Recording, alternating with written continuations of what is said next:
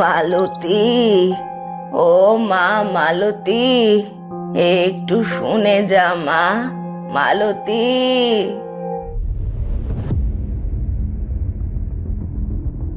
উফ, কি হয়েছে? তোমার ভাই ফরমাস খেটে খেটেই আমার জীবনটা শেষ হয়ে গেল। বারবার অত ডাকাডাকি করছো কেন? এভাবে বলছিস কেন মা? তুই তো জানিস আমি হাঁটতে পারি না। আমায় একটু আমায় একটু জল দে না মা। তুমি হাঁটতে পারো না, তাই কি তোমায় বসিয়ে বসিয়ে খাওয়াবো আমি? আমার কি আর কোনো কাজকর্ম নেই নাকি? আমি হাঁটতে পারলে তো। থাক থাক, থামো। এবার আমায় আর চটিও নাই সকাল সকাল। কোনো কাজেই তো লাগো না আমার, শুধু শুধু বসে বসে খাওয়া। গেলাম আমি। কাজের মধ্যে আর যদি ডেকেছো তবে বের করে দেবো ঘর থেকে। হায় কপাল, এই মেয়েকে আমি জন্ম দিয়েছি, আর আজ সেই আমায় বলে ঘর থেকে বের করে দেবে। কত কষ্ট করে এই মেয়েকে বড় করেছি। হায় ওপরওয়ালা, আমায় পথ দেখাও। আমি আর এখানে থাকতে চাই না।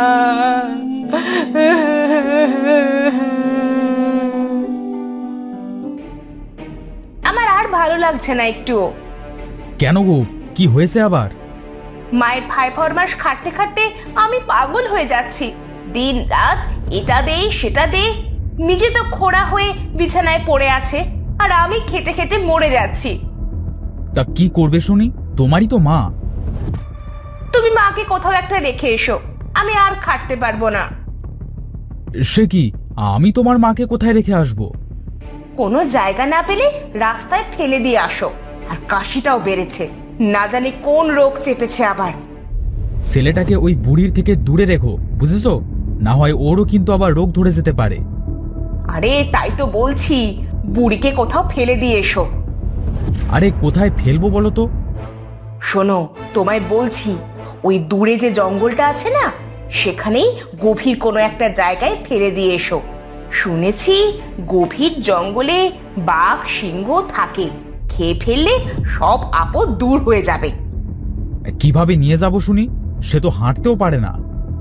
আরে শোনো শোনো, সব বলছি।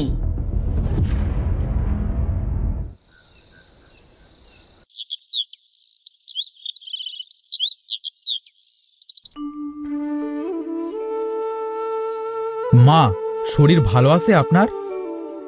এই তো বাবা, এতদিন পর এলে যে, কিছু বলবে?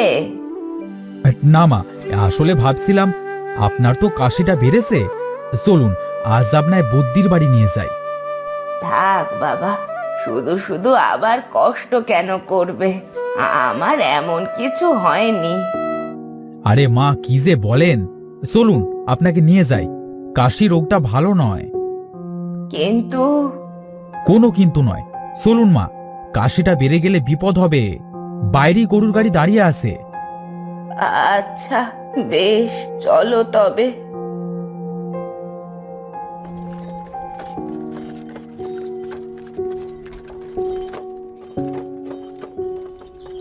হে কি বাবা, এদিকটা তো জঙ্গল, এদিকে কোথায় যাচ্ছ? আরে মা, এদিকে নতুন এক বুদ্ধিখানা হয়েছে।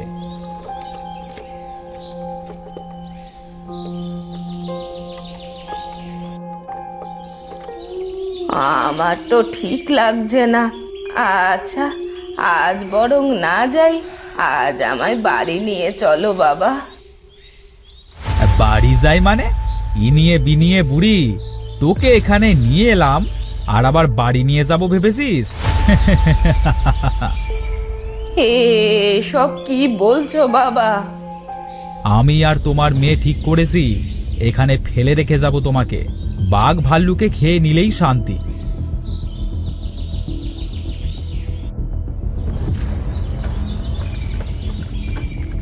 হায় বিধাতা, এবার আমার কি হবে?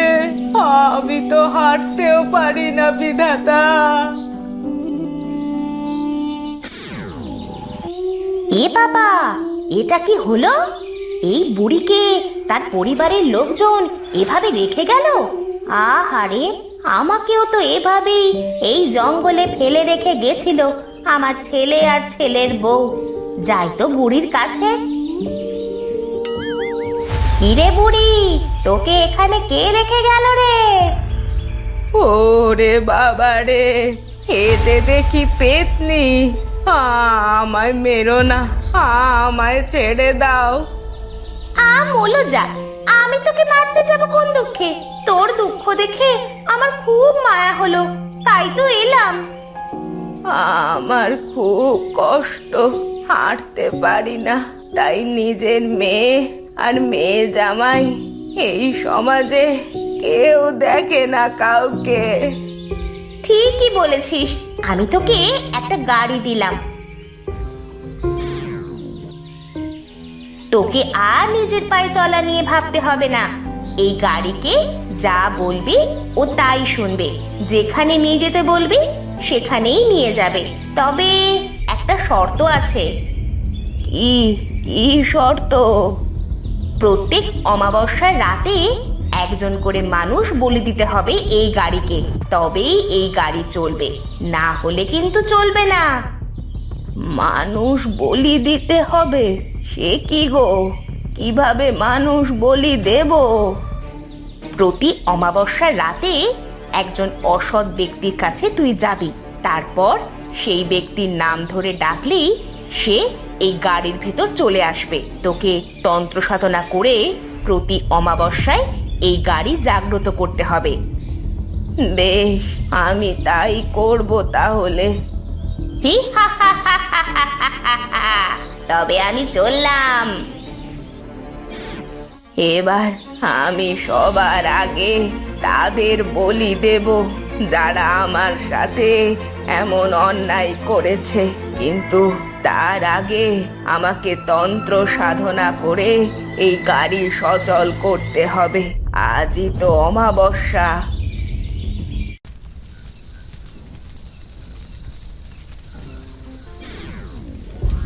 এই তো গাড়ি তো সচল হয়ে গেছে। এবার এই গাড়ি অদৃশ্য হয়ে আমাকে আমার মেয়ে জামাইয়ের কাছে নিয়ে যা।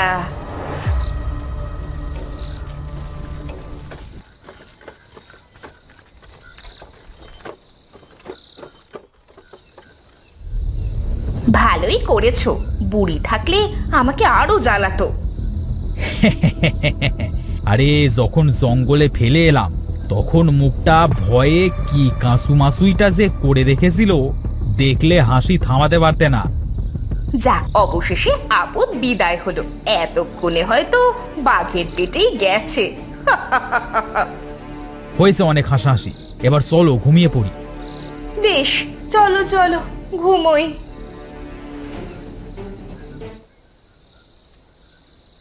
হায় ওপরওয়ালা, এই মেয়েকে আমি পেটে ধরেছিলাম না, ওদের পাপের শাস্তি এবার আমি ওদের দেব।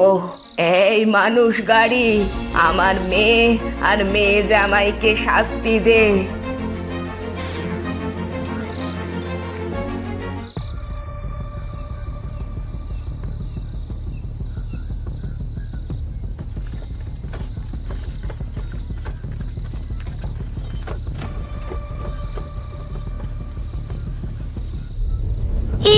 কি, আমি কোথায়? এইখানেই তো আমি তোমার মাকে রেখে গিয়েছিলাম। আমরা এখানে এলাম কিভাবে? তোরা তোদের পাপের শাস্তি পাবি। গাড়ি, ওদের বলি দে।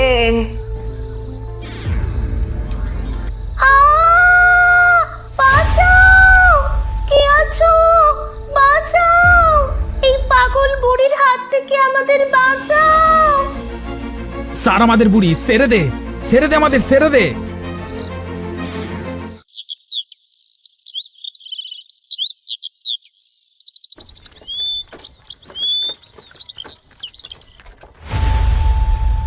মেরো না আমায়, মেরো না, লাগছে, লাগছে, আমার লাগছে। মেরেই ফেলবো আজ তোকে। কি ব্যাপার, কার যেন গলা শুনছি? ওই তো, ওই জানলায় দাঁড়িয়ে দেখি তো। মা বলে ডাকবি না হারামজাদা, আমি তোর সৎ মা। তোর বাপ তোকে আমার হাতে ছেড়ে গেছে শহরে, এবারেই তোকে আমি মারবো, আমার জ্বালা জুড়োবে। আমায় মেরো না মা, আমি কি দোষ করেছি? তুই আমার ঘাড়ে চেপে বসে আছিস, সতীনের ছেলে কোথাকার। মর, তুই মর। পেয়েছি পেয়েছি, আরেকটাকে শাস্তি দেওয়ার সময় এসে গেছে। আজ অমাবস্যায় আরেকটাকে বলি দেব।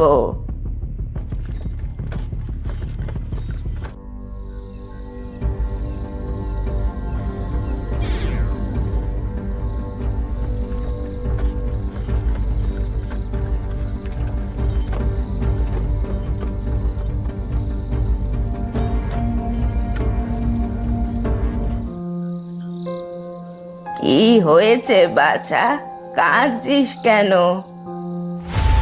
কে তুমি? এ কি, এটা কিসের গাড়ি? মানুষের গাড়ি রে বাছা, আর আমি হলাম পাগল বুড়ি। তুমি এখানে এসেছো কেন বুড়িমা? এসেছি তোর ওই সৎ মাকে শাস্তি দিতে। শোন, তুই কাউকে কিছু বলবি না। তোর বাবা এলে বলবি তোর মা চলে গেছে। কোথায় গেছে তুই সেসব জানিস না, আর আজ থেকে তোকে তোর সৎ মা মারবে না। সত্যি বলছো তুমি বুড়িমা? মার আমাকে মারবে না?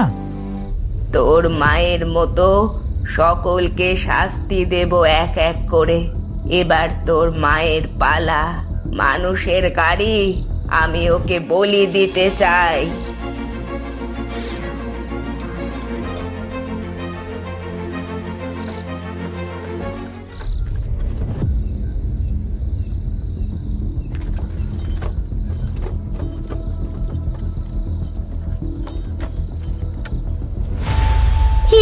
কি আমি আমি কোথায়?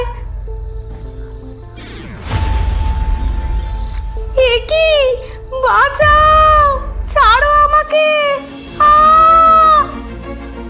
একটা বাচ্চা ছেলেকে দিনের পর দিন তুই কষ্ট দিয়েছিস, এবার তোর শাস্তি পাবার পালা।